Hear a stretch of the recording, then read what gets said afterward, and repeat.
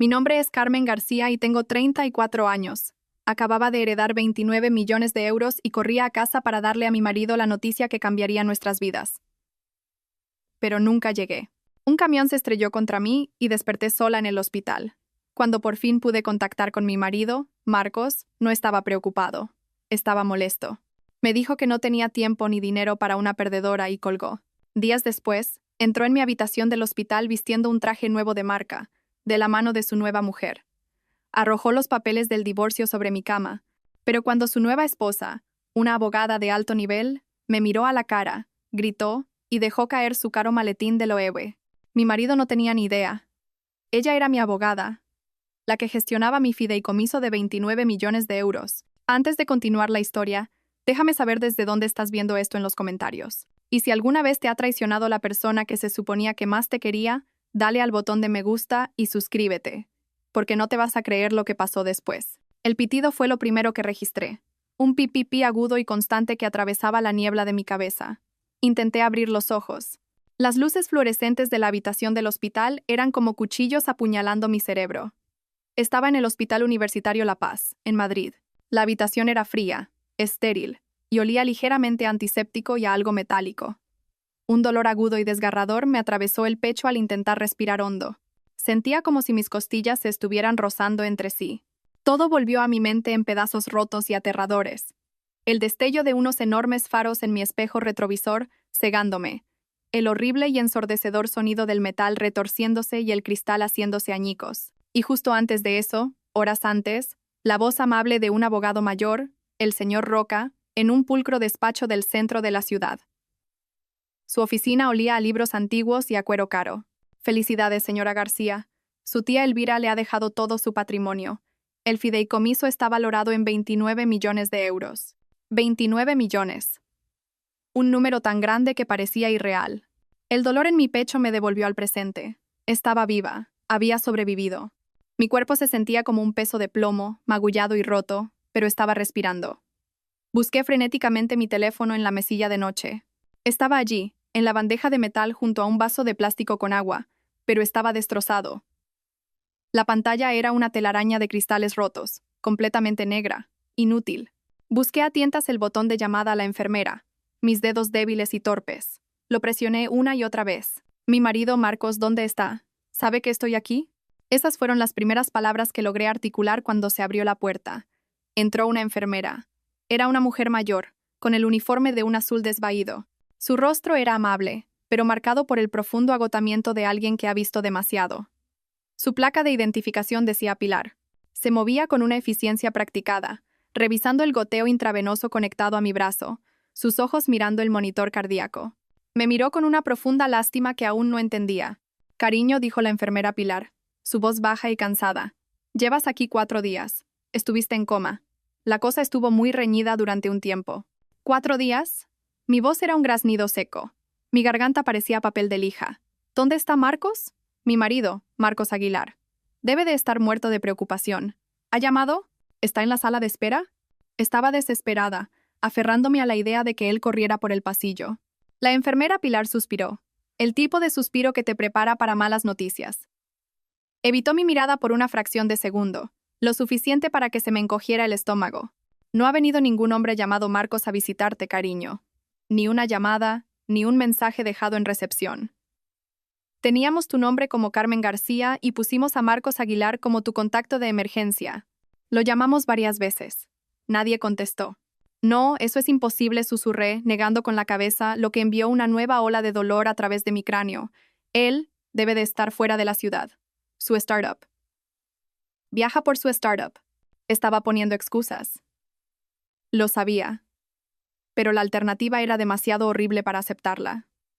Sabía que Marcos, mi marido de 36 años, podía ser egoísta. Sabía que estaba amargado por sus fracasos, que resentía mi trabajo estable y mal pagado en la ONG mientras sus sueños se desmoronaban. Pero esto no, el abandono no. Tenía que ser un error. ¿Tengo que llamarlo?, insistí, tratando de incorporarme sobre mis codos, pero el dolor era cegador. Tengo que hacerle saber que estoy bien. Mi mente iba a toda velocidad, todavía creyendo que todo era un terrible, terrible malentendido. Pensé en los 29 millones de euros. Se sentiría tan aliviado. Este dinero resolvería todos nuestros problemas. Lo haría feliz de nuevo. Vendría a por mí. Tenía que hacerlo. Mi mano temblaba tanto que apenas podía sostener el pesado auricular de plástico del teléfono del hospital que la enfermera Pilar me entregó. Marqué el número de Marcos, mis dedos resbalaron 2 veces en el teclado. Sonó una vez. 2. Al tercer tono, descolgó. Pero no fue su voz lo primero que oí. Fue el sonido de su vida.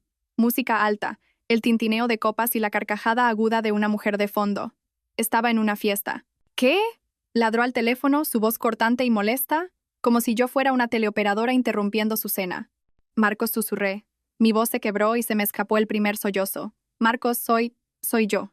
¿Dónde estás? Pude oírle bufar con impaciencia. Carmen, ¿qué pasa? Estoy ocupado. Estoy en medio de una reunión con socios importantes. Ya sabes, el trato del que te hablé. ¿Qué quieres? Estoy en el hospital, lloré, las lágrimas fluyendo libremente ahora, calientes y punzantes contra mi piel magullada. Tuve un accidente. Estoy en La Paz. Hubo una pausa. La música de fondo no se detuvo. Su voz, cuando volvió, era fría como el hielo. No preocupada, no asustada, simplemente molesta. ¿El hospital? ¿En serio? ¿Qué has hecho ahora? ¿Has destrozado el coche? Dios, Carmen, siempre igual. No jadeé, el dolor en mi pecho se intensificó. Marcos, por favor, tienes que venir. Un camión. Me ha atropellado. Tengo las costillas rotas. Dijeron que estuve en coma 4 días. La música de repente se hizo más baja, como si se hubiera alejado del ruido, no por privacidad, sino para que se le oyera más claramente. Sus siguientes palabras no fueron gritadas, fueron pronunciadas con un desprecio bajo y escalofriante, que me cortó más profundo que cualquier hueso roto. Escucha, Carmen dijo, con la voz plana. Estoy harto de ti, estoy tan harto de tus dramas. Siempre eres una víctima. Eres una carga. Estoy tratando de construir algo aquí, algo real, y tú solo sigues arrastrándome hacia abajo. ¿Qué? ¿De qué estás hablando? Susurré, confundida. No tengo tiempo, espetó, y no tengo dinero para andar corriendo detrás de una perdedora. ¿Me entiendes? Una perdedora. Estás sola. Cuídate. Luego, el clic. Se había ido. El tono de llamada zumbaba en mi oído, fuerte y burlón en la silenciosa habitación del hospital. Lentamente volví a colocar el auricular en su sitio. Mi mano estaba perfectamente firme ahora. Las lágrimas se detuvieron. Una perdedora. Miré la pared beige vacía. La palabra resonaba. Perdedora. Durante 10 años había apoyado su supuesta startup. 10 años de mi sueldo del trabajo en la ONG que él despreciaba. El trabajo que pagaba nuestro alquiler, nuestras facturas, el seguro del coche, el trabajo que financiaba su vida. Yo pagué los trajes caros que usaba para hacer contactos. Yo pagué las tarjetas de crédito que agotaba en cenas de negocios. Yo era la que comía sobras para que él pudiera invitar a posibles inversores a comer un chuletón. Durante una década, había sido su roca, su apoyo, la persona que le decía que era brillante cuando el mundo le decía que estaba fracasando. Y ahora, tumbada en una cama de hospital, rota y sola, yo era la perdedora. La traición era tan absoluta, tan pura, que se sentía como algo físico. Era una piedra fría y dura que se asentaba en mi estómago, más pesada y dolorosa que cualquier herida del accidente. No solo me había abandonado, me había despreciado todo el tiempo. Todavía estaba mirando el teléfono cuando la enfermera Pilar volvió a entrar.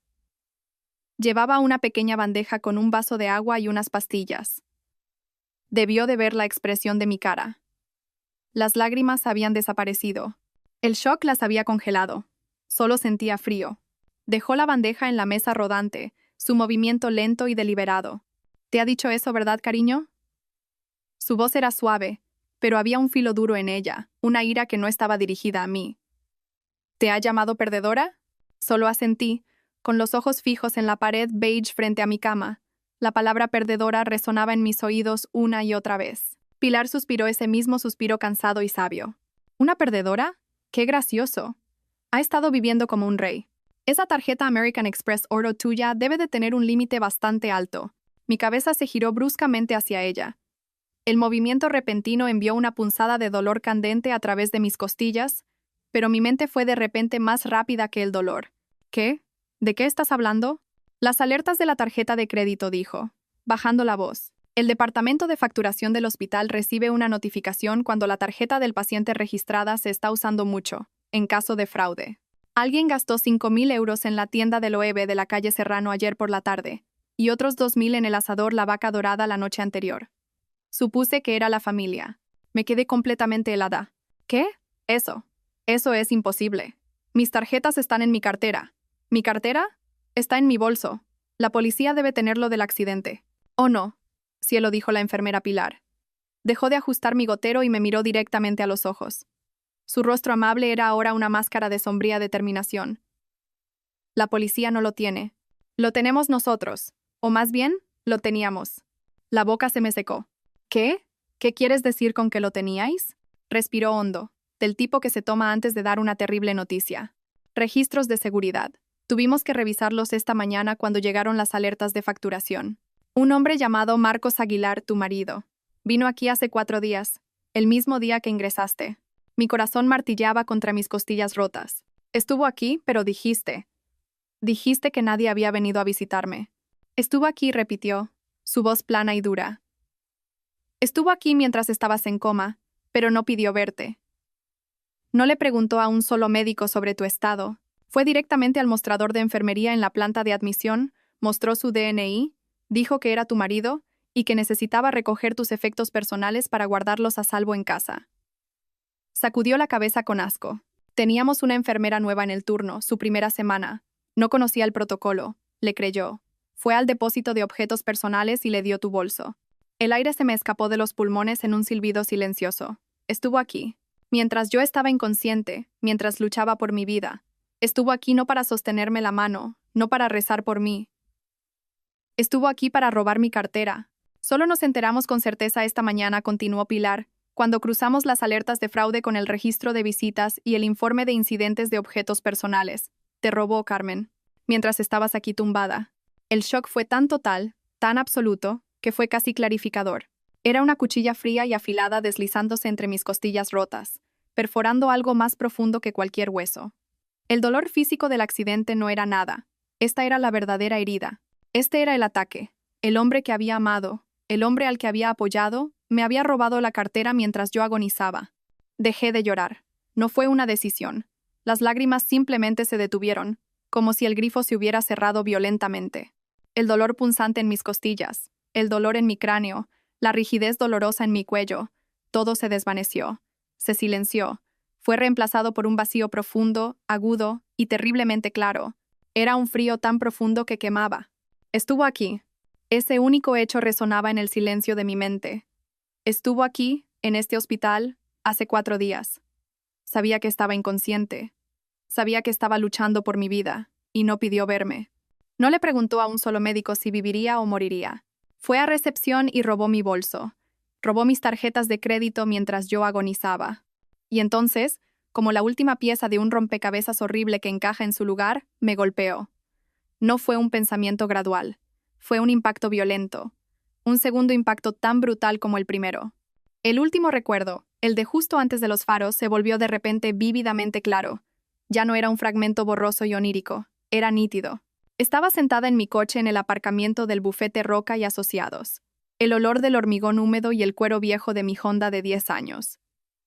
Mis manos temblaban tanto que tuve que marcar su número 2 veces. También estaba llorando entonces, pero eran lágrimas de alegría, de incredulidad, de un alivio desesperado que cambiaba la vida. Marcos había descolgado, su voz instantáneamente molesta. ¿Qué, Carmen? Estoy ocupado, estoy en medio de algo. Marcos, oh, Dios mío, Marcos. Le había gritado al teléfono, con la voz quebrada. No te lo vas a creer. No te vas a creer lo que acaba de pasar. La tía Elvira. Me lo ha dejado todo a mí. Hubo una pausa. Le oí bufar. ¿De qué estás hablando? Había espetado. ¿Qué te ha dejado? ¿Su colección de sombreros feos? ¿Sus libros viejos y polvorientos? No, Marcos estaba riendo y llorando al mismo tiempo. El sonido histérico en el pequeño coche. El dinero. Todo. El abogado, el señor Roca, me lo acaba de decir. Son 29 millones de euros. 29 millones, Marcos. Somos ricos. Somos ricos. Hubo silencio por su parte. No fue largo, pero fue suficiente. No fue el grito de alegría que esperaba. No fue emoción. Fue un silencio muerto, plano, calculador. Le oí respirar lentamente, como si se estuviera calmando. Luego su voz volvió, diferente, más baja, urgente. ¿Dónde estás exactamente? Todavía en el aparcamiento del bufete. Voy a casa ahora mismo. No, quédate ahí. Espera. No, no, solo ven a casa, dijo. Su voz extraña y rápida, tropezando con sus propias palabras. Solo ven directamente a casa. Y, Carmen. Sí, sí. No se lo digas a nadie. ¿Me oyes? Ni a tu hermana, ni a tu madre. A nadie. Esta es nuestra noticia. Solo nuestra. ¿Entendido? Sí, sí, por supuesto había gritado, mi corazón latiendo con amor y emoción. Voy de camino. Te quiero. Había colgado, sintiendo que el corazón se me saldría del pecho. Había puesto el coche en marcha, embriagada con la fantasía de decirle que por fin podríamos pagar todas sus deudas, que su startup podría ser real, que nuestras vidas por fin, estaban empezando. Estaba tan feliz. Había salido del aparcamiento hacia la carretera principal, en dirección a la autopista. Y de camino a casa, en ese tramo tranquilo de la carretera, el camión negro apareció de la nada. No solo me había golpeado, me había cazado. Lo recordaba ahora, cruzando 2 carriles. Recordaba que apuntaba a mi puerta. Miré la pared beige del hospital. El constante pipipi del monitor cardíaco era el único sonido en la habitación. Él sabía lo del dinero. Era el único que lo sabía. Me llamó perdedora. Me colgó. Robó mi cartera mientras estaba en coma. Estaba gastando mi dinero mientras yo yacía aquí. Esto no fue un accidente. Esto no fue un atropello y fuga. Esto fue una ejecución que falló. Mi marido Marcos había intentado matarme. El dolor de mis costillas era un fuego ardiente, pero un terror nuevo y más frío se extendía por mí. Me estaban cazando. Mi marido había intentado matarme y sus socios importantes. La fiesta. Estaba sola. Atrapada en esta cama de hospital, un blanco fácil. Necesitaba ayuda. En una última oleada de miedo primario y desesperado, volví a coger el teléfono del hospital. Quedaba una última persona. Mi hermana, Tamara. Quizás ella no lo sabía. Quizás ella me creería. Mis dedos temblaron mientras marcaba su número de memoria. Hermana. Hermana Tamara, logré decir ahogadamente cuando contestó. Las lágrimas que creía secas volvían a caer por mi cara, calientes y llenas de pánico. Por favor, tienes que ayudarme. Estoy en La Paz. Tuve un accidente. Un camión me atropelló. Hice una pausa, tomando una bocanada de aire dolorosa, y luego dije las palabras en voz alta por primera vez. Marcos. Estuvo aquí. Robó mi cartera mientras estaba en coma. Y, oh Dios, Tamara, creo que intentó matarme. La línea quedó en silencio. No el silencio de shock que esperaba. Era un silencio pesado y molesto. Carmen, su voz cuando llegó no era suave. Era aguda, cortante y goteaba impaciencia. Era la voz que siempre usaba cuando yo era una vergüenza. ¿De qué demonios estás hablando? ¿Intentó matarte? Espetó. ¿Estás borracha? ¿Qué clase de tonterías intentas montar ahora? No, estoy en el hospital. Estoy herida. Por favor, tienes que escucharme. No tengo tiempo para esto. Carmen me interrumpió. ¿Tienes idea de qué día es? Es domingo. Los padres de Javier están aquí. Su jefe está aquí. Estamos en medio de una comida muy importante para el bufete de Javier, y tú me estás llamando con este drama. Mi mente se quedó en blanco. ¿Una comida? ¿Estaba preocupada por una comida? Pero Tamara, está gastando mi dinero. Está en una fiesta. Claro que está en una fiesta, idiota, se rió. Un sonido corto y cruel. Está aquí. Está en el jardín con Javier ahora mismo. No podía respirar. Estaba allí. Estaba en su casa, con su marido, mientras yo estaba en una cama de hospital. Marcos está en tu casa, susurré, el terror frío ahora completo. Sí. Está justo ahí fuera. La voz de Tamara se elevaba con frustración. Mi marido Javier por fin está ayudando a Marcos a recuperarse. Le está presentando a sus socios, ayudándole a conseguir financiación para un nuevo e importante acuerdo. ¿Y tú tienes el descaro de llamar aquí llorando y acusándole de intentar matarte? Eres increíble. Eres igual que siempre. Celosa y dramática. ¿Celosa? Estaba atónita. Sí, celosa. Está celosa de que me casé con un hombre de éxito, escupió. Está celosa de que Javier esté dispuesto a ayudar a tu marido fracasado cuando tú no pudiste. Tenías que llamar e intentar arruinarlo, ¿verdad? ¿Estás intentando hacerme quedar mal delante de la familia de Javier? Tamara, no supliqué. Me robó. Él. No quiero oír ni una palabra más, Carmen. Me estás avergonzando. Estás avergonzando a esta familia. Recupérate. Coge un Uber y vete a casa. Y no vuelvas a llamar a esta casa. La línea se cortó. Me había colgado. Me quedé sentada, con el teléfono zumbando en mi mano, el sonido del tono de llamada gritando en mi oído. Él estaba allí. Estaban todos juntos, mi hermana, mi cuñado Javier y mi marido Marcos. Estaban en una comida, riendo, haciendo tratos mientras gastaban mi dinero. Después de intentar matarme, lentamente, volví a colocar el teléfono en su sitio. La comprensión fue absoluta. No tenía familia, o estaban todos compinchados, o, peor aún, simplemente no les importaba. Mi vida era menos importante que su conexión con el dinero de Javier, el prestigioso bufete de Javier y el estatus social que anhelaban. Yo era la marginada, el chivo expiatorio, y acababa de convertirme en un problema que necesitaban resolver. Pasaron 2 días. No volví a llorar. La rabia, tan fría y absoluta, había consumido el pánico y el dolor. Mis costillas rotas eran solo un dolor sordo, un ruido de fondo para la nueva y aguda claridad de mi mente. Ya no era una víctima en un accidente. Era una superviviente de un ataque, e iba a luchar. Pasé esos 2 días al teléfono del hospital, no con la familia, sino con las únicas personas que importaban. El bufete de abogados Roca y Asociados. Hablé con el propio señor Roca. Le conté todo: el accidente, el momento, la llamada de mi marido, la traición de mi hermana y la cartera robada. Su respuesta no fue emocional. Fue inmediata y táctica. Confirmó lo que sospechaba. El fideicomiso de 29 millones de euros era inexpugnable. Mi firma, y solo mi firma, era necesaria para cualquier transferencia. Marcos no podía tocar ni un céntimo. Y ese, explicó el señor Roca, era precisamente el problema. Conmigo viva y en buen estado, Marcos no obtenía nada. Pero si me declaraban mentalmente incompetente después de un trágico accidente, o si moría, como mi marido, podría solicitar al tribunal tomar el control de mi patrimonio. Por eso me necesitaba indefensa o muerta. Señora García, la voz del señor Roca era firme a través de la línea telefónica. Está en peligro. No hable con nadie, ni con su marido ni con su hermana. Nos estamos encargando de esto. Le envío inmediatamente a nuestra mejor abogada litigante. Será su asesora personal. Se llama Beatriz Soler. Es la mejor. No diga una palabra a nadie hasta que ella llegue. Así que esperé. Miré por la ventana de mi habitación del hospital, observando el ajetreado tráfico de Madrid. Mi mente ya no estaba nublada por el dolor o la pena. Estaba afilada como una navaja. Cada parte de mí estaba en tensión, lista. Estaba esperando a Beatriz, pero también lo estaba esperando a él. Quería que Marcos viniera. Necesitaba que mostrara sus cartas. Y en la tarde del segundo día, lo hizo. Oí pasos fuera de mi habitación. Un paso seguro y arrogante.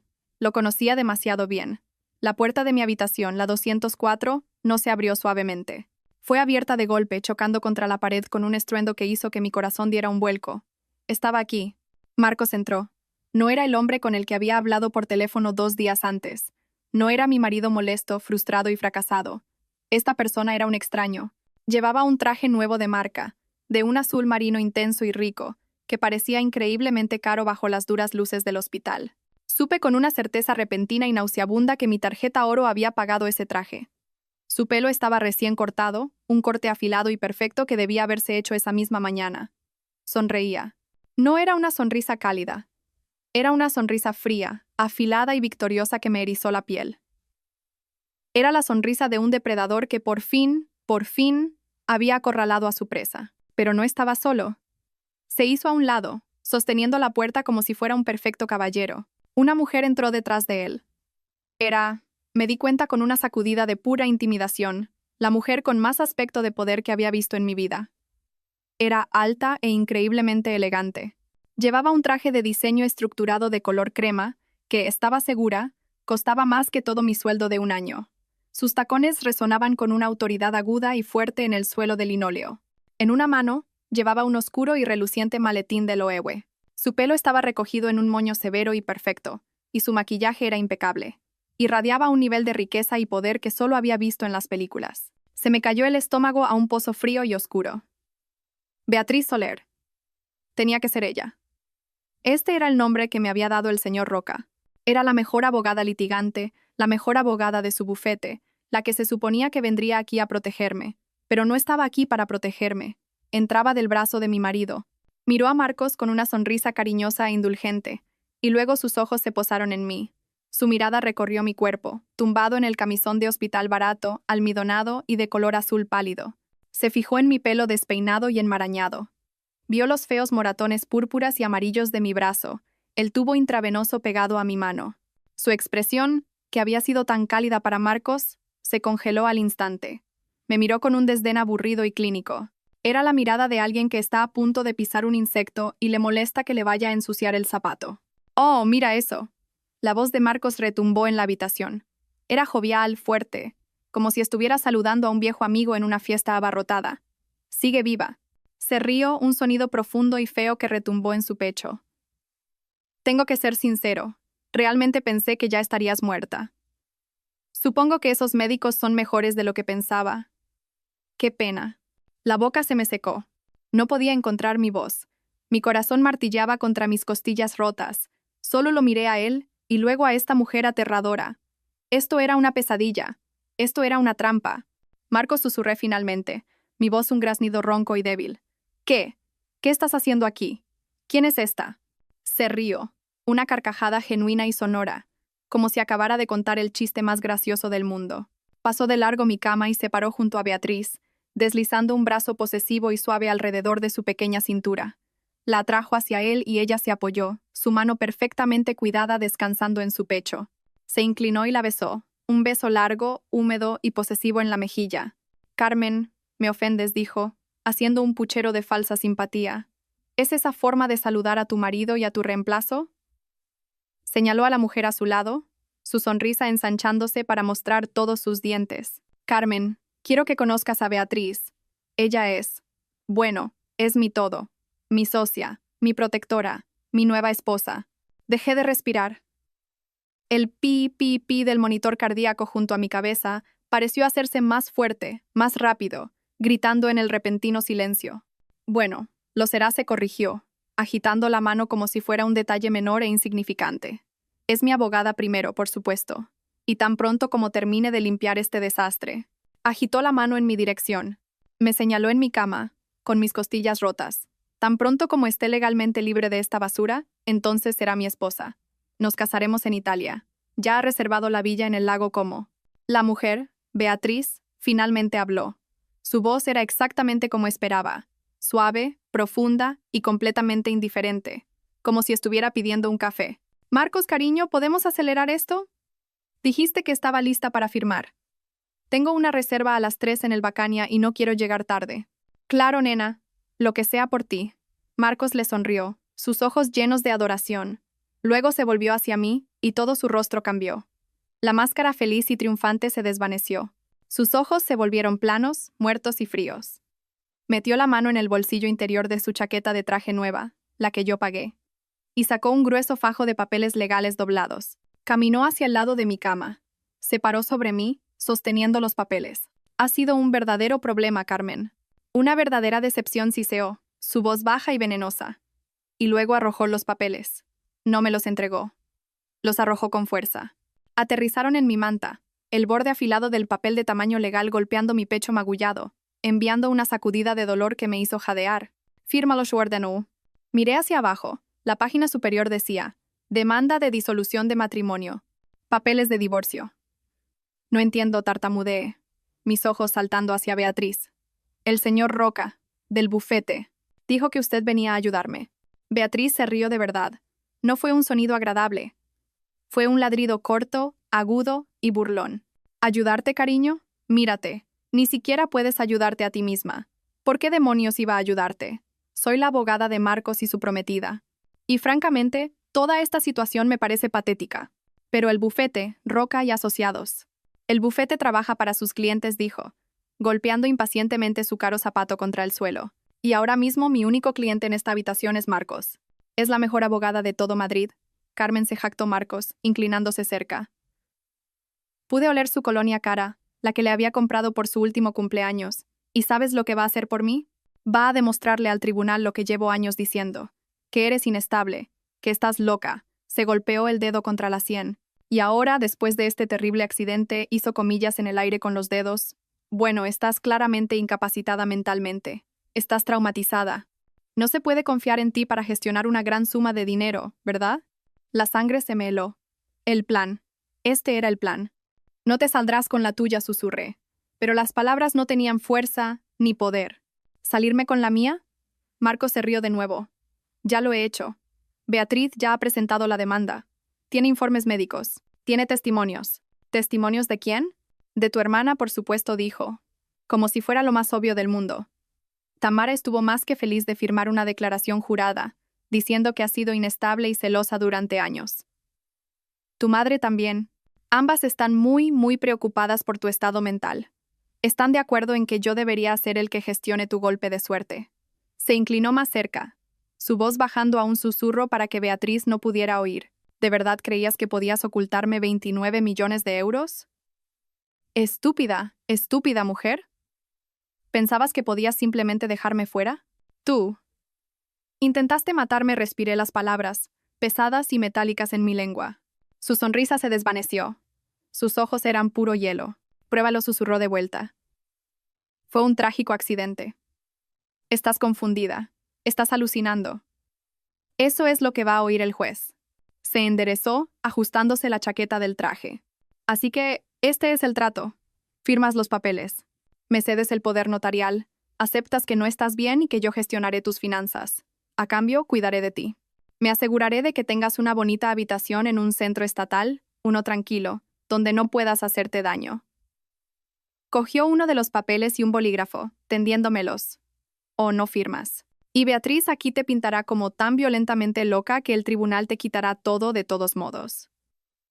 Y entonces, bueno, ¿quién sabe qué les pasa a las personas locas que no tienen a nadie? Simplemente desaparecen. Me estaba dando a elegir, una muerte en vida o una muerte real. Beatriz suspiró con impaciencia. Marcos, basta. Solo consigue su firma. Si se niega, procederemos con la audiencia de incapacidad el lunes. Ya he presentado la moción de urgencia. Marcos me fulminó con la mirada, su paciencia agotada. Firma los papeles, Carmen. Sé lista por una vez en tu patética vida. Eres una perdedora. No tienes nada. Ni familia, ni amigos, ni dinero. Yo lo tengo todo. Tengo el dinero. Tengo el poder. Y tengo a la mujer. Señaló a Beatriz. Es una mejora en todos los sentidos posibles. Arrojó el bolígrafo sobre mi manta. Tienes 1 hora para firmar antes de que vuelva. Y si no lo haces, te prometo que desearás que ese camión hubiera terminado el trabajo. Se dio la vuelta, volvió a poner el brazo alrededor de la cintura de Beatriz y salieron de la habitación, sus risas resonando por el pasillo. Estaba paralizada. Miré a la mujer, Beatriz. Este era el nombre que el señor Roca me había dado. Beatriz Soler, la mejor litigante, la mejor, el tiburón que se suponía que debía entrar y salvarme. Y aquí estaba ella, no solo con Marcos, sino con él, de su brazo, su nueva esposa. Mi cerebro no podía conectar las dos realidades. ¿Era esto una trampa? ¿Marcos la había comprado de alguna manera? ¿O le había mentido tan completamente que ella no tenía ni idea? La mujer que estaba frente a mí, mirándome con tanto aburrimiento y desprecio, no podía ser mi salvadora. Era mi verdugo. Beatriz suspiró, un sonido largo e impaciente que era puro teatro. Golpeó su impecable uña de color rojo sangre en la esfera de su reloj Cartier de oro. Firma los papeles, cariño, le dijo a Marcos, con la voz aburrida. Ni siquiera me miró. Yo era solo un trámite administrativo que tenía que resolver. Tengo una reunión a las 3 con un cliente importante. No puedo llegar tarde. Claro, nena, lo que sea por ti, dijo Marcos, besando su sien como un cachorro devoto. Se volvió hacia mí, su rostro endureciéndose al instante. Has oído a la dama. Firma los papeles. Le estás haciendo perder el tiempo. Beatriz, todavía ignorándome, le quitó el fajo de papeles de la mano. Sacó un delgado bolígrafo de oro de su maletín e hizo clic. Déjame marcar las líneas de firma. Te sorprendería lo estúpida que puede ser la gente. Se quitó sus elegantes gafas de ojo de gato, también de Cartier, y las dejó colgar de una cadena de oro. Escaneó la página superior, sus agudos ojos moviéndose rápidamente. Demanda de disolución de matrimonio basada en... Sí, inestabilidad mental, murmuró, principalmente para sí misma. Eso está bien. Y la presentación secundaria. Petición de urgencia para la tutela y poder notarial médico. Perfecto. Pasó a la última página. Todo lo que tiene que hacer es firmar aquí. Señaló la línea con el bolígrafo. Y el poder notarial, justo aquí. Levantó la vista, molesta. ¿Dónde está su historial? Necesito verificar la ortografía del nombre para el notario. Marcos, tratando de ser útil, señaló con el dedo la pulsera de plástico en mi muñeca. Está ahí mismo, en su brazo. Mira, Se la pusieron cuando entró. Beatriz se inclinó. Era la primera vez que realmente me miraba en lugar de simplemente mirar a través de mí. Sus ojos se entrecerraron, enfocándose en la pequeña banda blanca en mi muñeca. Leyó el nombre impreso en letras de imprenta negras. Carmen García. La vi parpadear, solo un parpadeo rápido y agudo. Luego sus ojos se desviaron hacia el historial blanco que colgaba a los pies de mi cama. Su mirada se movió del nombre Carmen García a la línea justo debajo. Número de seguridad social. Beatriz no se movió. Simplemente se detuvo. Se quedó helada, su cuerpo rígido, sus manos todavía sosteniendo el bolígrafo de oro suspendido sobre los papeles del divorcio. Su rostro, que había estado tan lleno de confianza arrogante y aburrida, simplemente se derrumbó. El color se drenó de sus mejillas, dejando su maquillaje impecable como una máscara en un cadáver. Sus ojos, anchos y sin parpadear, estaban fijos en el historial. Sus labios se separaron, pero no salió ningún sonido. Marcos, que había estado admirando su reflejo en la oscura ventana del hospital, finalmente notó el silencio. Beatriz dijo, su voz todavía alegre. Cariño, ¿qué pasa? ¿Has encontrado un error? Ella no respondió. Beatriz sonaba molesto ahora. Se acercó más y le tocó el brazo. Oye, ¿qué pasa?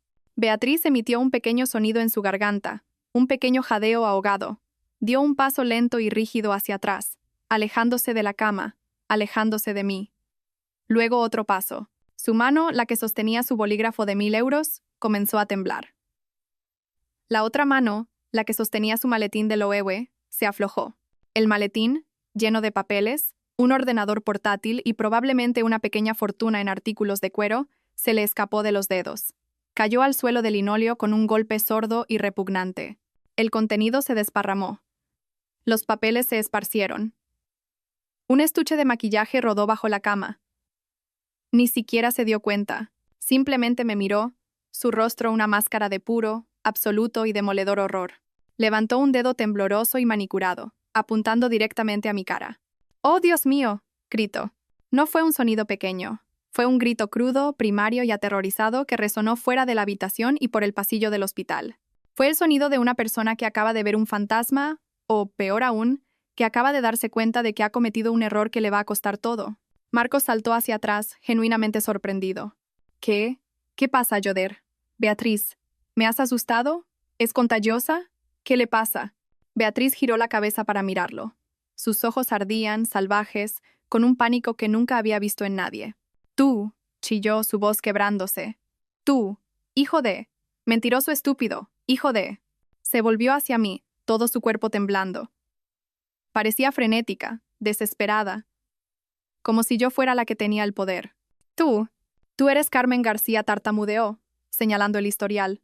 Luego mi cara, el fideicomiso de Elvira, el expediente de los 29 millones. Tú eres mi clienta.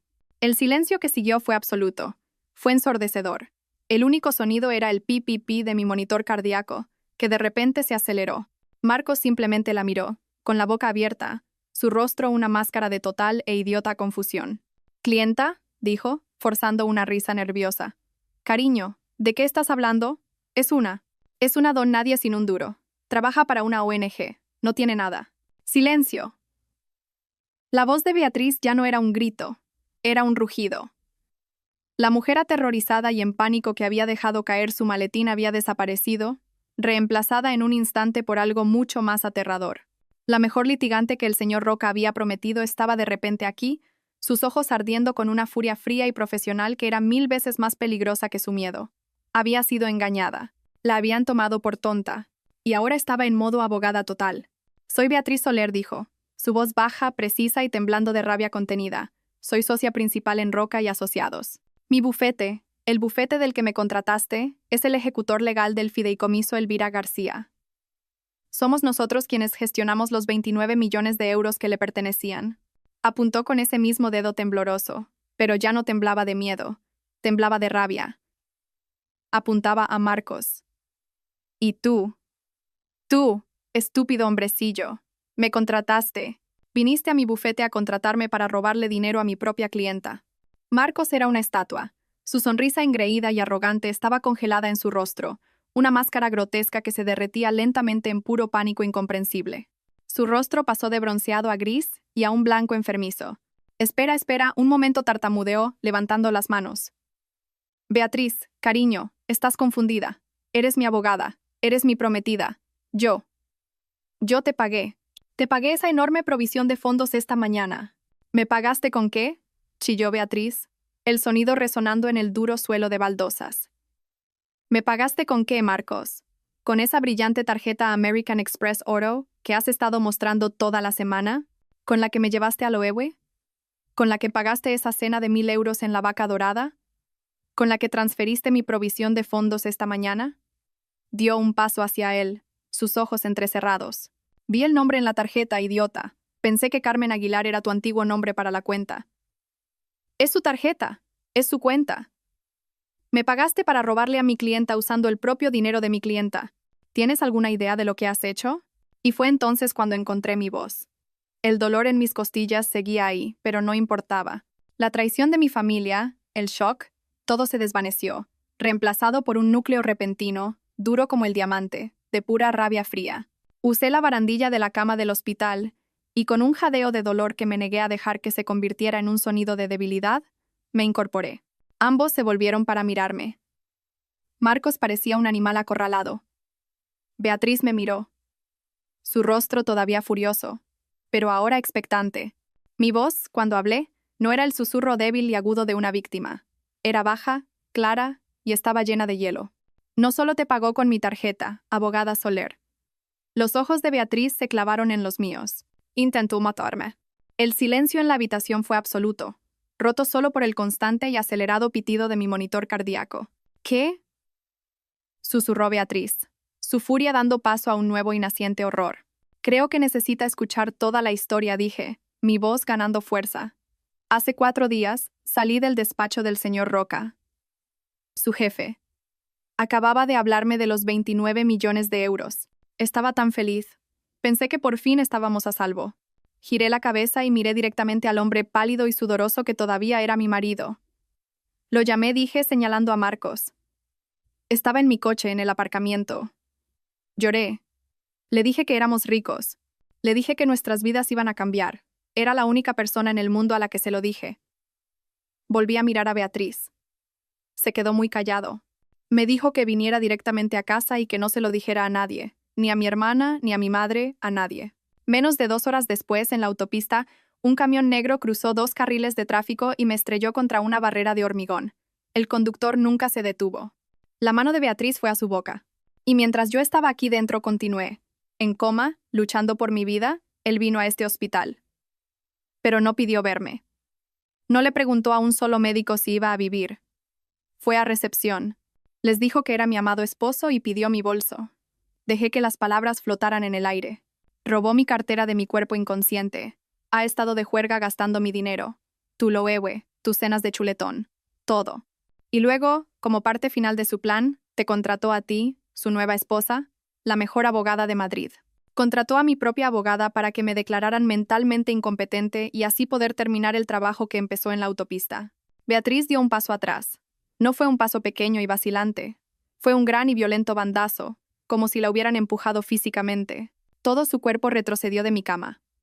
Sus ojos se clavaron en mi rostro con una expresión de puro e inalterado horror. La sangre se drenó de su rostro, dejando su piel oscura con un aspecto ceniciento. Su cara a base de maquillaje de alta gama de repente parecía una grotesca máscara cerosa.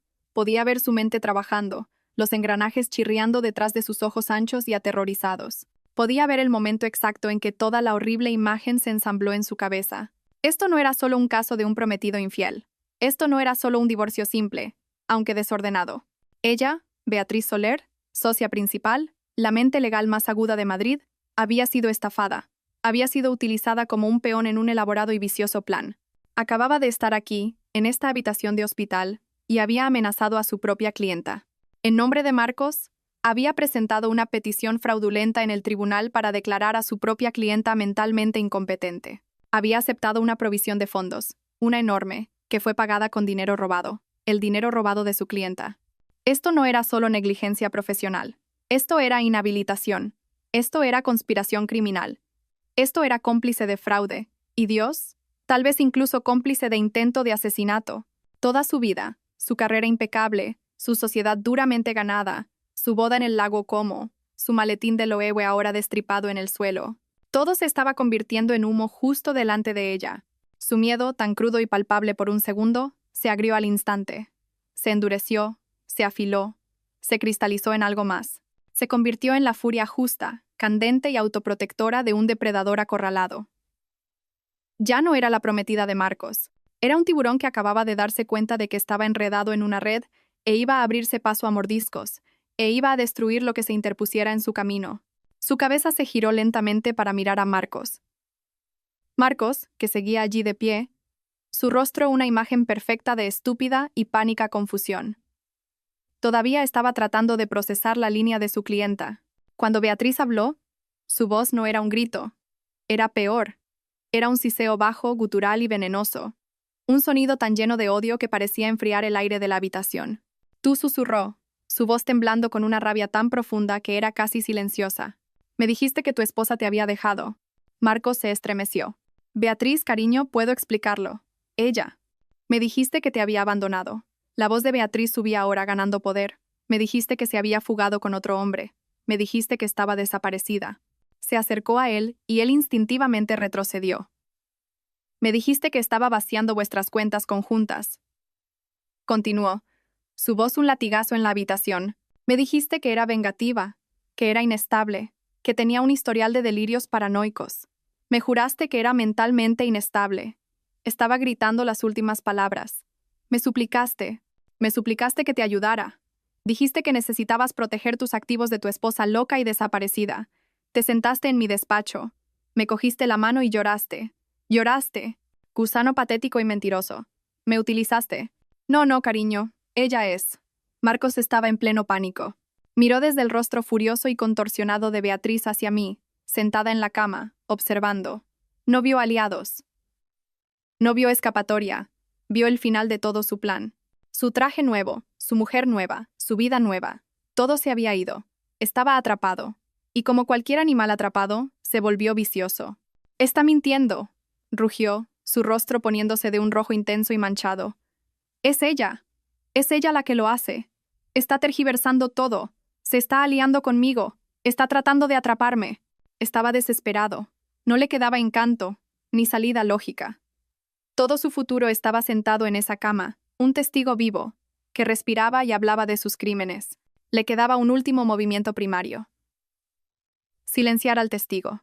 «Tú te callas», bramó, con los ojos desorbitados. Se abalanzó. No se abalanzó sobre Beatriz, se abalanzó sobre mí. Sus manos estaban extendidas como garras, apuntando a mi garganta. Cruzó los escasos metros que nos separaban en un instante. Su cuerpo, una masa de violencia cruda y desesperada. Ni siquiera tuve tiempo de gritar, pero Beatriz sí. «¡Seguridad!», chilló, su voz una alarma penetrante. La puerta de mi habitación no solo se abrió, explotó hacia adentro, golpeando la pared con tanta fuerza que el marco tembló. No era solo la enfermera Pilar. La enfermera Pilar estaba allí, con la mano extendida, señalando, «Aquí dentro», y detrás de ella había 2 hombres. No eran celadores del hospital en pijama. Eran enormes. Eran profesionales. Llevaban polos negros ajustados sobre hombros imposiblemente anchos con seguridad de eventos escrito en la espalda en letras discretas. Eran los hombres que el señor Roca había prometido. Los hombres que habían estado apostados fuera de mi puerta durante 2 días, simplemente esperando este momento exacto. Marcos, en medio de su embestida, con los dedos a centímetros de mi cara, no tuvo ninguna oportunidad. El primer guardia se movió con una velocidad aterradora para un hombre de su tamaño. No intentó agarrar a Marcos. Lo placó. Lo golpeó bajo. Un sólido borrón de músculo clavando su hombro en el estómago de Marcos. La fuerza del impacto levantó a mi marido del suelo, lanzándolo de lado, lejos de mi cama, lejos de mí. Marcos soltó un gruñido de pura sorpresa cuando el aire fue expulsado de sus pulmones. Cayó al suelo de linóleo con un golpe sordo y húmedo. No llegó a moverse. El segundo guardia se le echó encima al instante, su rodilla inmovilizando los hombros de Marcos contra el suelo, sus manos retorciendo expertamente el brazo de Marcos detrás de su espalda. «No se mueva», rugió el guardia. Marcos luchó. Maldijo. Gritaba, se retorcía, su caro traje de marca rasgándose por la costura del hombro, pero era inútil. Era como un niño luchando contra 2 osos grizzly. Estaba inmovilizado. Su rostro, retorcido en una máscara de pura rabia impotente, estaba presionado contra el sucio suelo del hospital. Todo el asunto, Desde su embestida hasta su captura, había durado menos de 3 segundos. Me quedé sentada, con el corazón martillando, mi mano en mi propia garganta. Beatriz estaba de pie, jadeando, su pecho subiendo y bajando, sus manos en puños a los costados. Miró a Marcos, inmovilizado y derrotado en el suelo. Y luego me miró a mí. Su expresión ya no era solo furia. Era una comprensión compleja y naciente. Yo no era solo su clienta. Yo era su única salida. Los dos guardias de seguridad eran profesionales. Tenían a Marcos inmovilizado con una eficiencia brutal y practicada. Sus brazos estaban torcidos detrás de su espalda. La chaqueta de su caro traje arrugada alrededor de sus hombros, su cara presionada con fuerza contra el barato suelo de linóleo beige. El hombre que había entrado como un rey, todo arrogancia y poder, era ahora solo un animal patético y retorcido, gruñendo y maldiciendo en el polvo. «Soltadme», gritó, su voz ahogada por el suelo. Intentó retorcerse, pero la rodilla del guardia estaba plantada firmemente en el centro de su espalda. «Quitaos de encima. No podéis hacer esto. Está mintiendo. Está loca. Soy su marido». Lo miré. Lo miré de verdad por primera vez, no como el hombre que amaba o el hombre que temía, sino como una cosa atrapada y desesperada. La frialdad en mi pecho era tan completa que era casi pacífica. Ya no dije. Mi voz era tranquila, pero cortó sus gritos como una navaja. Todos en la habitación se detuvieron y me miraron. Marcos se quedó quieto. Giré la cabeza hacia la enfermera Pilar, que estaba de pie en la puerta, con la mano sobre la boca, los ojos abiertos con una mezcla de horror y algo que parecía satisfacción justiciera. «Enfermera Pilar», dije, mi voz tan tranquila y estable como el monitor cardíaco al que estaba conectada. «¿Podría llamar a la Policía Nacional ahora, por favor?» Pilar asintió, sus ojos nunca apartándose de la escena. «¿Qué? ¿Qué les digo, cariño?» «Dígales», dije, mi mirada volviendo al hombre en el suelo, que necesito denunciar un intento de asesinato y un hurto mayor. Marcos comenzó a forcejear de nuevo, rugiendo. «No, es mentira, os está manipulando. Ella es». Y fraude, la voz de Beatriz cortó el aire, más fuerte y afilada que ninguna de las demás. Ya no jadeaba. Estaba paseando. Tenía su teléfono móvil presionado contra su oreja con una mano y gesticulaba salvajemente con la otra. Ya no era solo una abogada. Era una general al mando de un ejército. Estaba hablando con alguien por teléfono, pero gritando para que todos en la habitación la oyeran. «Sí, David. Estoy en el Hospital La Paz ahora mismo, habitación 204. Quiero una congelación total de todos los activos vinculados a Marcos Aguilar. No, no me importa. Tengo pruebas de que ha estado cometiendo fraude electrónico contra el bufete durante las últimas 48 horas. Dejó de pasear y se giró hacia Marcos, que se había congelado de nuevo, con la cabeza torcida para mirarla con puro y tonto shock. «¿Crees que eres listo?», le escupió, con los ojos llenos de fuego. «Eres un criminal común. Estúpido, estúpido. Tengo los registros del servidor. Tengo las grabaciones de las llamadas. Intentó acceder al fideicomiso Elvira esta mañana. Llamó a nuestra división de gestión de patrimonio haciéndose pasar por mí, tratando de autorizar una transferencia. Usó una nota de voz de la SRA. García, que debió haber grabado, intentando hacerla pasar por su consentimiento verbal. Intentó suplantar la identidad de su propia esposa. Mi clienta. Volvió al teléfono. Y consigue a los forenses. Quiero un rastreo de esa transferencia de provisión de fondos. Me pagó con fondos robados. Usó la tarjeta American Express de la SRA. García. Sí, la tarjeta de la clienta. Me pagó a mí, su propia abogada, con su propio dinero robado para presentar una demanda de incapacidad fraudulenta contra ella. Está acabado. Vamos a enterrarlo bajo la cárcel. Cerró su teléfono de golpe. Se había acabado. Marcos lo sabía. Podía verlo en sus ojos. Dejó de forcejear. Su cuerpo se aflojó. Simplemente se quedó allí, con la cara presionada contra el suelo. Ya no era él, dijo. Ella dijo. No era solo mi palabra contra la suya. Su brillante plan: contratarme, usar mis tarjetas, intentar acceder al fideicomiso, había creado una montaña de pruebas digitales, financieras y de audio. La mejor abogada de Madrid, a la que había contratado para que fuera su arma, acababa de convertirse en su verdugo. Ella sabía exactamente dónde estaba enterrado cada uno de sus cadáveres, porque él había sido el tonto que la había llevado a las tumbas. Simplemente se quedó allí, derrotado. Uno de los guardias lo levantó, con las manos esposadas a la espalda con una brida. La mano del guardia estaba firmemente sujeta a la parte posterior de su cuello. El traje azul marino de marca de Marcos estaba rasgado en el hombro y cubierto de polvo del suelo. Su pelo perfecto estaba revuelto. Su cara estaba manchada y roja. Era solo un hombre pequeño y patético. La enfermera Pilar apareció de nuevo en la puerta, con el rostro sombrío. La policía está en camino. Envían a un detective. Estarán aquí en 5 minutos. Beatriz asintió. Todo negocios. Cogió su teléfono y empezó a marcar de nuevo. Ya un paso por delante. David, consígueme una línea con la fiscalía. La sección de delitos económicos. Sí, espero. Los guardias empujaron a Marcos contra la pared. No se resistió. Solo miraba al suelo, respirando con dificultad. Había perdido. Lo había perdido todo. El dinero, la mujer, su libertad.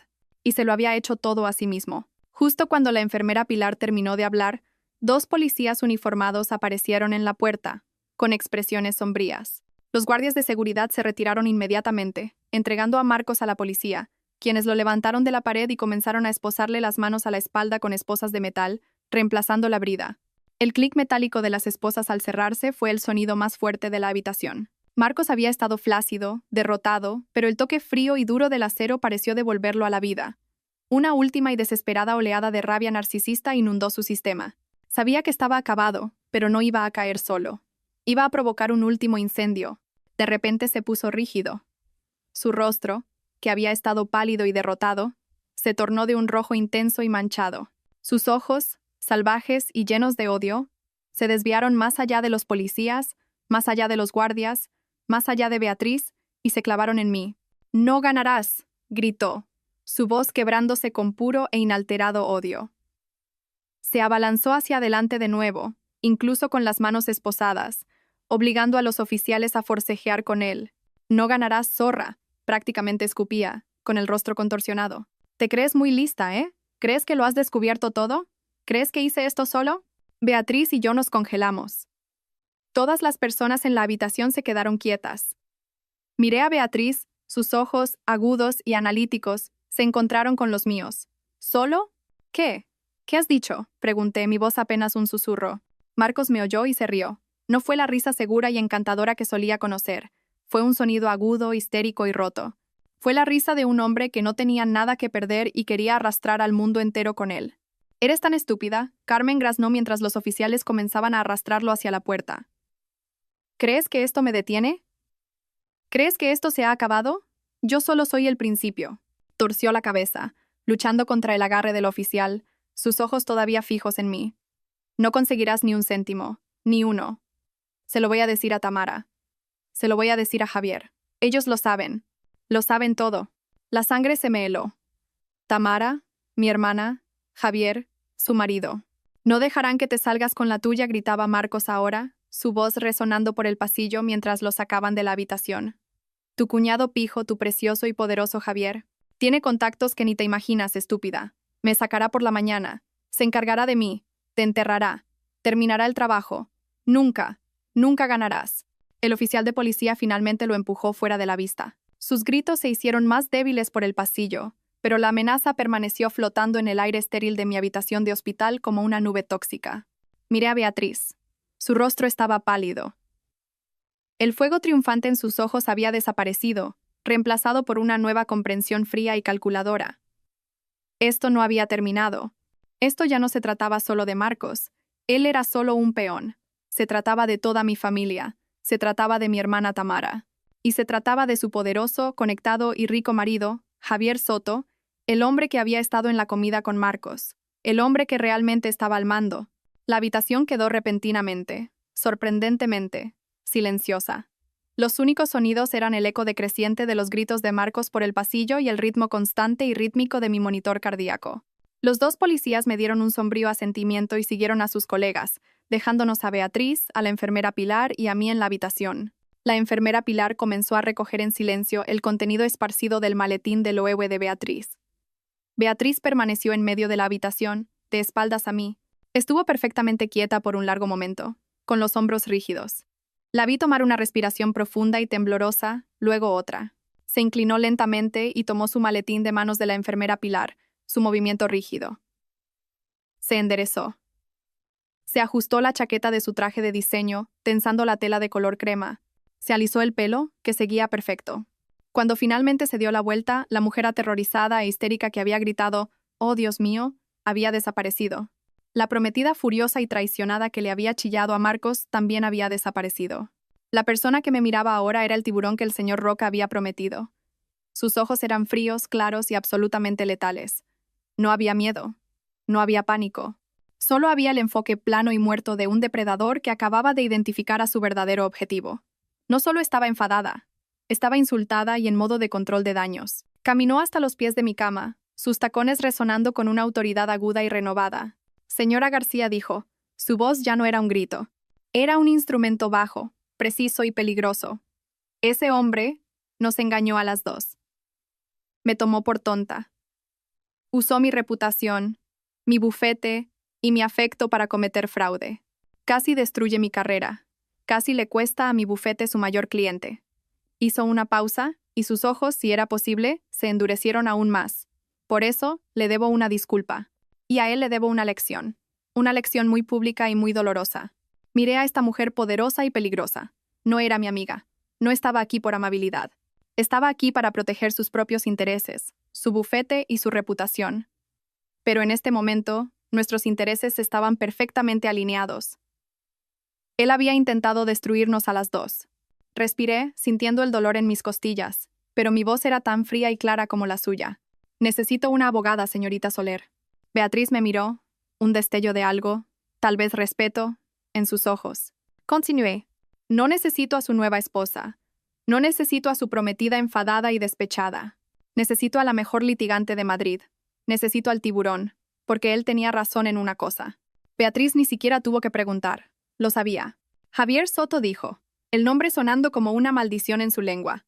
Mi hermana Tamara y su marido Javier confirmé. Marcos es solo un fanfarrón, un tonto codicioso. Es un peón. Javier es el que tiene el dinero y el poder. Él es el que estaba en la comida con Marcos. Él es el que realmente intentó matarme. Los labios de Beatriz se retiraron en una sonrisa, que no era una sonrisa en absoluto, era un mostrar de dientes. Entonces tenemos mucho trabajo por hacer. Puede que él tenga contactos, pero yo tengo un motivo de 29 millones de euros para proteger a mi clienta. No tiene ni idea de lo que se le viene encima. Sacó su teléfono y empezó a marcar. Empecemos con su cuñado, Javier Soto. Había pasado una semana. Ya no estaba en la fría y estéril habitación de La Paz con su olor a antiséptico y miedo. Beatriz me había trasladado, bajo un nombre falso, a la suite presidencial del Four Seasons en el centro de Madrid. Era una hermosa jaula dorada. Las ventanas iban del suelo al techo, mostrando una vista impresionante de la ciudad en la que ya no me sentía segura. 2 guardias de seguridad discretos pero muy grandes, organizados y pagados por el bufete de abogados, estaban apostados en el pasillo las 24 horas del día. Mi cuerpo se estaba curando. Los oscuros y feos moratones de mis costillas se habían desvanecido a un amarillo enfermizo, y el dolor era ahora un dolor sordo y constante en lugar de una puñalada aguda. Pero la verdadera batalla estaba aprendiendo, apenas comenzaba. Beatriz se sentó frente a mí en un lujoso sofá de color crema. Su ordenador portátil estaba abierto y era todo negocios. La mujer que había sido la amante de Marcos, su nueva esposa, había desaparecido. Había sido reemplazada por el tiburón, la litigante, la mujer cuya reputación entera estaba en juego. Muy bien, Carmen dijo, con voz enérgica. Esta es la situación. Marcos está en la cárcel de Soto del Real. Como esperábamos, se le denegó la fianza. Se ha declarado no culpable de todos los cargos. Tomó un sorbo de su café. Y tal como amenazó, tu cuñado ha hecho su movimiento.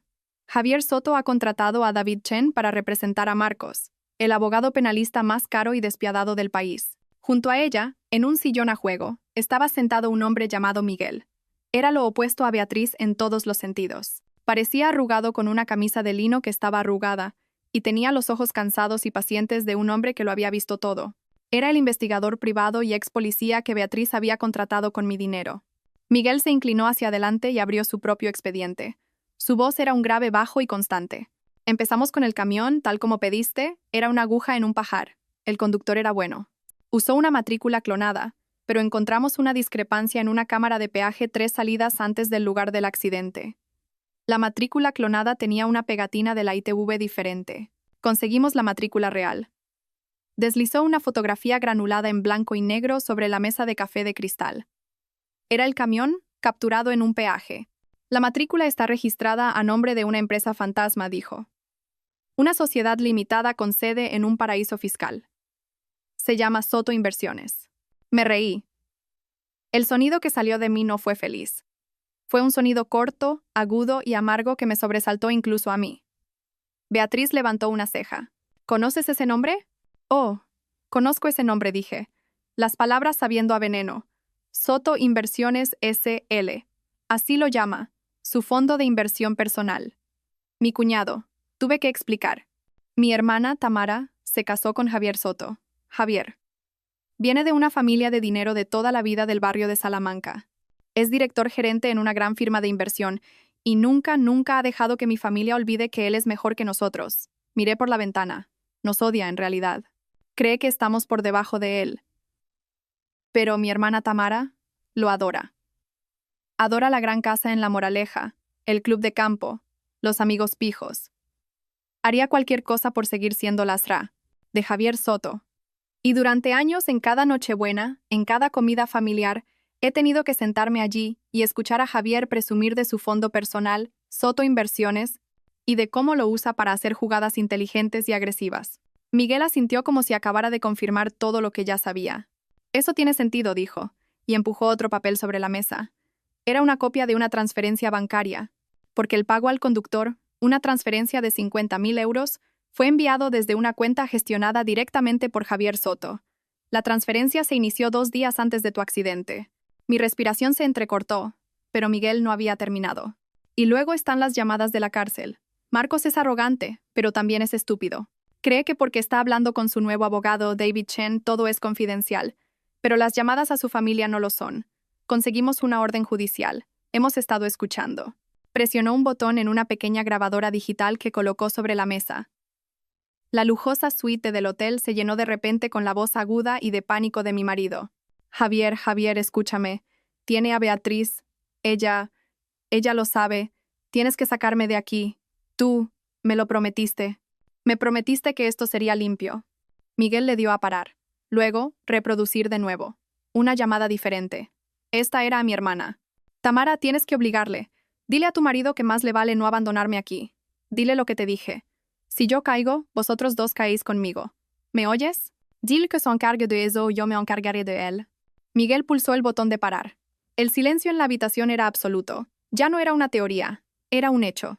Todos ellos, habían intentado matarme. Beatriz levantó una mano silenciando a Miguel. Su expresión era sombría. El intento de asesinato fue el plan A, Carmen. Fue chapucero. Fue brutal. Francamente, fue todo Marcos. Pero el plan B es mucho más inteligente. Es más insidioso y es todo Javier. Deslizó otro documento más grueso sobre la mesa de cristal. Este estaba sellado por el Juzgado de Familia de Madrid. No solo intentaron matarte, dijo Beatriz, con la voz plana. Tienen un plan de respaldo para cuando sobrevivieras. Desde esta mañana, Javier y Tamara Soto han presentado una petición de urgencia para tu tutela. La miré fijamente. ¿Tutela? ¿Como lo que le hicieron a Britney Spears? Exactamente, dijo Beatriz, con los ojos duros. Alegan que estás mentalmente inestable y psicológicamente traumatizada como resultado de tu trágico accidente. Afirman que eres paranoica, delirante y completamente incapaz de gestionar tus propios asuntos. Específicamente, incapaz de gestionar un patrimonio de 29 millones de euros. Me reí, un sonido áspero y seco. Nadie se creerá eso, es una locura. Lo harán, dijo Beatriz en voz baja. Lo harán porque tienen un testigo clave. Alguien que está dispuesto a jurar bajo juramento que siempre ha sido así. Alguien a quien el tribunal verá como una fuente amorosa, preocupada y completamente creíble. Un pavor frío, peor que cualquier cosa que hubiera sentido antes, comenzó a subir por mi espalda. ¿Quién? Beatriz me miró directamente a los ojos. ¿Tu madre? Dejé de respirar. ¿Mi madre? No. Ella. Ella no lo haría. Beatriz pasó una página y la deslizó. Era una declaración jurada, firmada por mi madre, Patricia García. Beatriz comenzó a leer de su propia copia, su voz desprovista de emoción. Atestigua que siempre has sido la inestable, que has sufrido delirios de grandeza y persecución desde la infancia, que albergabas una intensa y patológica envidia hacia el éxito de tu hermana Tamara, y que, En su amorosa opinión maternal, eres un peligro para ti misma, y esta repentina e inmerecida riqueza solo alimentará tu trágico declive mental. No me moví, solo miré la firma en la página, mi madre. La mujer que se suponía que debía protegerme, la que siempre favoreció a Tamara, la que siempre me llamó demasiado sensible, la que siempre se puso del lado de Marcos, todo este tiempo. Mi marido, mi hermana, mi cuñado y mi madre. Todos ellos. Cada una de las personas en las que se suponía que debía poder confiar en el mundo, todos habían conspirado, primero para matarme, y luego, cuando eso falló, para encerrarme, declararme legalmente loca para poder robar mi dinero. Cerré los ojos. Sentí el dolor sordo en mis costillas. Sentí el espacio frío y vacío en la suite del hotel. Luego los abrí. La pena se había ido. El shock se había ido. El miedo se había ido. No quedaba nada dentro de mí, excepto un espacio frío, duro y vacío que esperaba ser llenado. ¿Cuándo es la vista?, pregunté. Mi voz era tranquila. Ni siquiera parecía la mía. Beatriz levantó la vista de su expediente, sorprendida por mi tono. Es una petición de urgencia. La están tramitando rápidamente. Está programada para la próxima semana, el lunes por la mañana. Me levanté. Las luces de la ciudad de Madrid brillaban abajo, un mar de diamantes que de repente parecía muy, muy claro. ¿Quieren un espectáculo en el juzgado?, dije, volviéndome para mirar a Beatriz y a Miguel. ¿Quieren exhibir mi estado mental? Caminé hacia el espejo de cuerpo entero junto a la puerta. Me miré a mí misma, los moratones, los ojos cansados, la mujer que pensaron que podían romper. Muy bien, dije, mi voz tranquila pero llena de un nuevo y terrible poder. Pero no vamos a esperar hasta el lunes. Y no vamos a ir a su juzgado. Beatriz se levantó. Carmen, ¿de qué estás hablando? Me volví para mirarlos. Están todos en casa de mi madre ahora mismo. Lo sé. Es domingo. Están celebrando su pequeña cena de victoria. Están brindando por su triunfo. Miré a Miguel. Tus hombres siguen fuera, ¿verdad? Él asintió. 2 en el pasillo, 2 abajo. Pindaya. Beatriz, llama a la policía. Diles que tienes pruebas de una conspiración activa para cometer un asesinato y que vas a acompañar a tu clienta para enfrentarte a los sospechosos. Diles que nos esperen allí, en silencio. Los ojos de Beatriz se abrieron de par en par, y luego una lenta y peligrosa sonrisa se extendió por su rostro. Lo había entendido. Volví a mirar mi reflejo. ¿Quieren un espectáculo? Les daremos uno. La actuación de su vida. Vamos a cenar. Esa misma noche, la casa de mi madre en las afueras era un lugar que siempre había asociado con el olor a pollo asado, guisos y el sonido de mis propios fracasos siendo discutidos sobre la tarta de Santiago. Era la tradicional cena dominical, un ritual sagrado en nuestra familia, el único lugar donde todos pretendíamos ser perfectos. Y mientras nos acercábamos en un coche silencioso y sin distintivos, supe que estarían allí. Podía sentirlo. Beatriz se sentó a mi lado, todo ángulos agudos y furia silenciosa. Tenía 2 detectives de paisano con ella, sus rostros impasibles y aburridos, como si esto fuera solo otra parada en una noche larga y decepcionante. No estaban aquí para intimidar. Estaban aquí para arrestar. Subimos por el familiar camino de cemento. La puerta principal estaba sin cerrar, como siempre los domingos. Desde el recibidor, podía oírlos. Estaban en el comedor, y los sonidos no eran de dolor o preocupación por su familiar desaparecida. Los sonidos eran de celebración. Podía oír el tintineo de los cubiertos en la porcelana buena de mi madre, la que solo usaba en Navidad. Oí el descorche de una botella seguido de una risa ligera y tintineante. Mi hermana, Tamara, nos detuvimos, ocultos por la profunda sombra del pasillo. Podía oler el rico y sabroso aroma del asado, un olor que una vez había significado consuelo y ahora solo significaba traición. Estaban brindando. «Es que no me puedo creer a esta niña», dijo la voz de mi madre, Patricia. Era aguda, con esa familiar indignación punzante que siempre me reservaba. De verdad que no puedo. Todos estos años haciéndose la mártir en su ONG, dándoselas de santa mientras tenía ese dinero, simplemente ocultándoselo a su propia familia. Es una traición. Eso es lo que es. Y luego continuó, su voz subiendo de tono. Y dejar que su pobre marido, Marcos, sea arrestado como un delincuente común. Es una vergüenza, un bochorno. Y delante de ti, Javier. Lo siento tanto, tanto que tengas que estar asociado con este lío. Vamos, Patricia, no te preocupes, intervino la voz de mi hermana Tamara, salamera y orgullosa. Podía imaginármela perfectamente, girando su copa de vino, apoyada en el brazo de su marido, la reina de la mesa. Javier lo tiene todo bajo control. Te dije que lo tendría. La oí tomar un delicado sorbo. El abogado de Javier es el mejor de Madrid. Irá al juzgado el lunes por la mañana y demostrará lo que siempre hemos sabido. Que Carmen no está bien. Es paranoica. Ese accidente. Su voz se tiñó de falsa piedad. Ya sabes. La empujó al límite. Está histérica. Así que nosotros dijo. Y supe que nosotros significaba ella. Y Javier tomaremos el control de los activos. Es lo único responsable que se puede hacer. Es por el bien de la familia. Nos aseguraremos de que la cuiden en un buen centro. Por supuesto, uno tranquilo. Luego su voz. La que más despreciaba. Ese acento suave, condescendiente y de dinero viejo que él usaba para afirmar su superioridad en nuestra casa, en nuestra familia.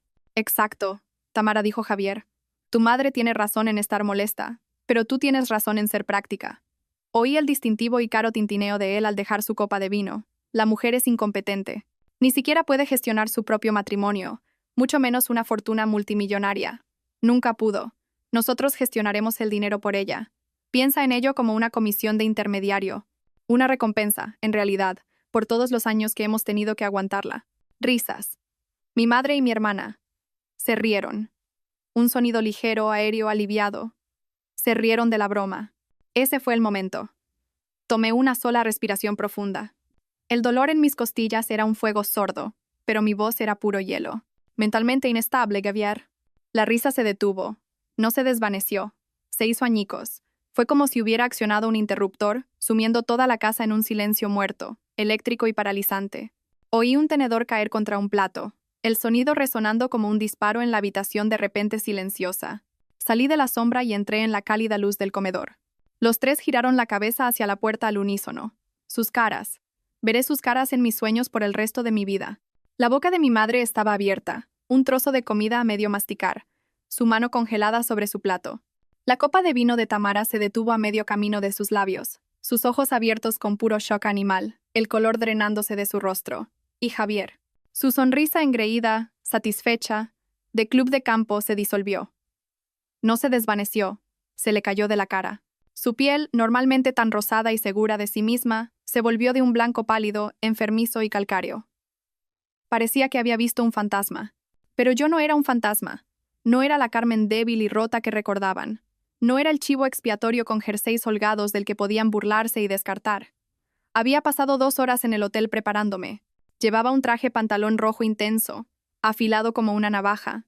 Un traje de poder. Mi pelo, que estaban acostumbrados a ver en un simple moño, estaba recogido en un moño severo, poderoso y apretado. El peinado mostraba lo único que quería que vieran, la tenue cicatriz plateada en forma de media luna en mi sien, el recibo del accidente que él había pagado. No era la víctima, era la justicia, y no había venido sola. Beatriz se colocó a mi lado, una sombra oscura y elegante con un traje gris carbón. Sus tacones resonaron 1, 2 veces en el suelo de madera. No llevaba su maletín como un accesorio, lo sostenía como una bomba. Detrás de nosotras, llenando la puerta, estaban los 2 detectives. Eran grandes, impasibles, y sus trajes de paisano no hacían nada para ocultar el peso de las placas y el equipo que llevaban en sus cinturones. No miraron la comida. No miraron la porcelana fina. No miraron a mi madre ni a mi hermana. Miraron directamente a Javier. Mi madre, Patricia, fue la primera en encontrar su voz. Su shock se convirtió instantáneamente en su estado predeterminado, la ira. «¡Carmen!», chilló, golpeando la mano en la mesa del comedor, haciendo que la porcelana buena vibrara. «¿Qué? ¿Qué haces aquí? No eres bienvenida en esta casa». «¡Fuera!». Di otro paso hacia la habitación, mis ojos fríos. «He venido a recuperar lo que es mío, mamá, y a ver el acto final de vuestra actuación». «Basta ya», ladró Javier. Se levantó de su silla de un salto, su servilleta cayendo al suelo. Intentó sacar pecho, recuperar el control que acababa de perder. Su cara estaba manchada y roja. «Estás invadiendo una propiedad privada. Te ordeno que abandones esta propiedad ahora mismo antes de que llame a la policía». «Oh, no hace falta que los llames», dijo Beatriz, dando un paso adelante. Abrió su maletín con un clic fuerte y agudo. «Ya están aquí». Como si fuera una señal, los 2 detectives salieron del pasillo, pasando a nuestro lado para situarse en el centro de la habitación. No dijeron nada, simplemente se quedaron allí. Su presencia absorbió todo el aire de la habitación. La cara de Javier, que había estado roja de bravuconería, se tornó de un blanco calcáreo y enfermizo. Tamara soltó un pequeño gemido aterrorizado y se encogió en su silla. «¿Qué? ¿Qué es esto?». tartamudeó mirándome. Carmen, ¿qué has hecho? ¿Estás loca? Me reí. El sonido fue frío. ¿Que si estoy loca? Repetí, dando un paso hacia ella. ¿Estoy loca, Tamara? ¿O es una locura conspirar con tu marido? ¿Es una locura usar su empresa, Soto Inversiones, para contratar un camión y sacar a tu propia hermana de la carretera? Eso es mentira, chilló Tamara, pero su voz era débil y llena de pánico. ¿Lo es? Dijo Beatriz. Sacó un documento de su maletín y lo golpeó sobre la mesa del comedor, justo encima del pollo asado. Javier Soto queda detenido por intento de asesinato en primer grado y fraude financiero. Un detective se adelantó y le puso las manos de Javier a la espalda. Tiene derecho a guardar silencio. Tamara Soto, continuó Beatriz, golpeando un segundo documento. Queda detenida por conspiración para cometer asesinato y fraude financiero. Tenemos sus mensajes de texto a Marcos Aguilar. Mi favorito dijo, leyendo desde su teléfono, es el que dice, date prisa y acábalo ya. Mamá ya ha aceptado testificar que Carmen es inestable. El segundo detective se acercó a Tamara, levantándola de su silla por el brazo. No, rugió de repente Javier, su bravuconería desaparecida, reemplazada por un puro y llorón pánico. Intentó zafarse. Fue ella. Fue todo ella. Ella me dijo que lo hiciera. Ella me presionó. Dijo que Carmen se lo merecía. Cobarde, gritó Tamara, toda su compostura desaparecida, reemplazada por la rabia salvaje de una rata acorralada. Me dijiste que era seguro. Me has arruinado. Se volvió hacia mí, con los ojos llenos de veneno. Tú has hecho esto. Lo has destruido todo. Desagradecida. La policía los esposó a ambos y comenzó a sacarlos de la habitación. Su cena dominical había terminado. Los vi irse. Luego me volví hacia la única persona que quedaba en la mesa, mi madre. Estaba sentada allí atónita, con el rostro flácido, los ojos vacíos. Caminé lentamente hasta ella, hasta que estuve de pie sobre ella. Siempre dijiste que yo era la fracasada. Mamá, dije, mi voz tranquila. Siempre dijiste que era la decepción. Ella solo me miró fijamente. Tu niño de oro, Marcos, intentó matarme. Tu niña de oro, Tamara, le ayudó. Y tú eras la testigo estrella. Señalé su plato. Todo esto, toda tu lealtad, todo solo para impresionar a un hombre que ni siquiera te respeta. Me incliné más cerca. Disfruta de tu cena. Y luego me di la vuelta y me fui. 6 meses después, me senté en la primera fila de un juzgado. Olía a café rancio y a madera vieja. Ya no era la mujer en la cama del hospital, ni el fantasma con el traje pantalón rojo. Era solo una testigo. Marcos fue el primero en ser sentenciado. Las pruebas que Beatriz y los detectives encontraron fueron abrumadoras. El fraude electrónico, los registros del servidor del bufete de abogados, los extractos bancarios de mi tarjeta robada y su propio ataque idiota y de pánico contra mí en el hospital. Fue declarado culpable de intento de asesinato en primer grado, conspiración para cometer fraude y hurto mayor. El juez no fue amable. Lo llamó un parásito y una mancha para su propia comunidad. Fue sentenciado a 25 años en una penitenciaría estatal sin posibilidad de libertad condicional. Mientras se leía la sentencia, Marcos, vestido con un mono naranja que le quedaba mal, giró la cabeza. Me miró directamente.